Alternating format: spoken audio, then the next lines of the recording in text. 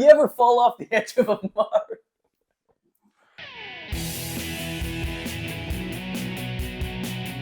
Hi, I'm Ozzy, and this is James, and welcome to Nerd Alert, my nerds. Today we're going to talk about our speculations on the Super Mario movie while our other co-host figures it out. So the new Super Mario movie featured Chris Pratt as the new voice of Mario. Now, with the old voice actor, retiring, all right, essentially, we have been caught in a crossroads of what is the next Mario voice going to be, and what are the new movies going to be. Now, do you think Chris Pratt is going to take over the Mario voice now that you've gotten your composure back?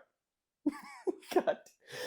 I don't know. I thought Chris Pratt in the movie was serviceable. He wasn't stellar, but he wasn't bad. I don't think he translates to the video games, which he actually had a very good insight on, that it's like, we're making a movie. You don't want to hear, wah, yippee, wah, for, 90 minutes plus? I would admit that would be the most degrading thing on the planet. I mean, yeah, but have you ever played like Super Mario Sunshine or 64? Like, no matter what, that is essentially the negative of video games. It is, you are always going to have, no matter what game you put 100 hours in, you're going to know every sound, you're going to know every look and every take.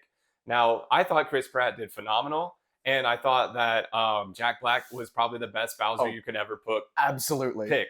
Now, the one voice that didn't fit for me, unfortunately, and it grew on me halfway through the movie, but it was Princess Peach. That was the voice that really didn't hit correctly, and I think it was the first few times that she spoke, I never really got that feeling in me. Yeah. But I think that Chris Pratt could take over for the video games, but I think that with him being the star that he is, it is going to be more costly to do that instead of getting a replacement.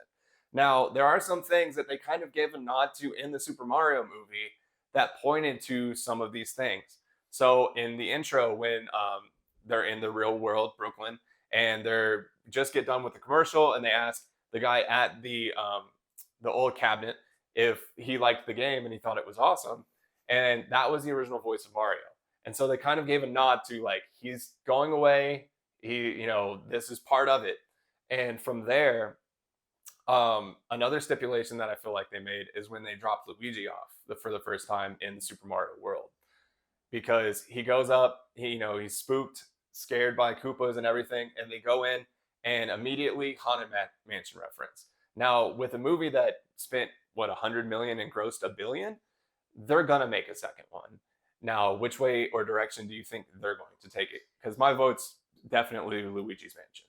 I know there were talks for something Donkey Kong adjacent, which, just to interject, I thought Seth Rogen was okay. I think I'm used to the memes with the DK show, that 90s ZG cartoon where he sounds goofy. Yeah. But they did play the DK rap. They did. They did. That they get credit for that. I know there's going to be that. There's no way in hell they're not going to do a Luigi's Mansion something, because it's like, it's Luigi's Mansion. Everybody loves Luigi. He's the Loogie boy. He's the Lugster. There's another euphemism I could use, but it'd sound even grosser.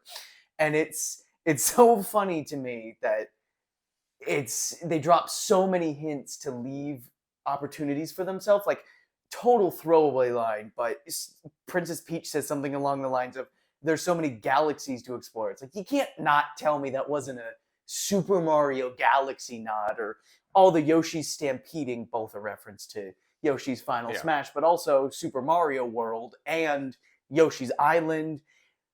There's so many more we could point to that it's like, this is where they could go. Now, when it comes to Nintendo-based movies and Nintendo series, where do you think that the next success in a Nintendo series would be that is excluded from what has been in the Mario movie? So that excludes DK, that excludes Mario, and things like that. Because personally, I think that if they really wanted to do an epic, they should do the first 3 Zelda games.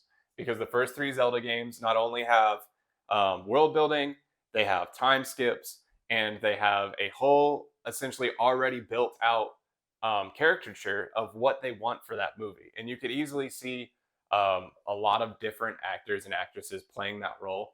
And then the next one, of course, for me, is Metroid Prime. because I grew up with sci-fi. Metroid is definitely, a heavy hitter. And the thing is that a lot of people would be surprised at the end of Metroid if it was like the end of the game where it is a female protagonist and you don't know the whole time going into it. So what game do you think that Nintendo could focus on and be just as successful? That's a hard one because obviously Zelda would be the huge heavy hitter. I mean, it's Zelda. I mean, the funny guy in green, you may not know he's Link, but people know that's the Zelda dude. Then there's Metroid. I think Metroid would be a brilliant Dark Horse candidate because it's such a subversive game already.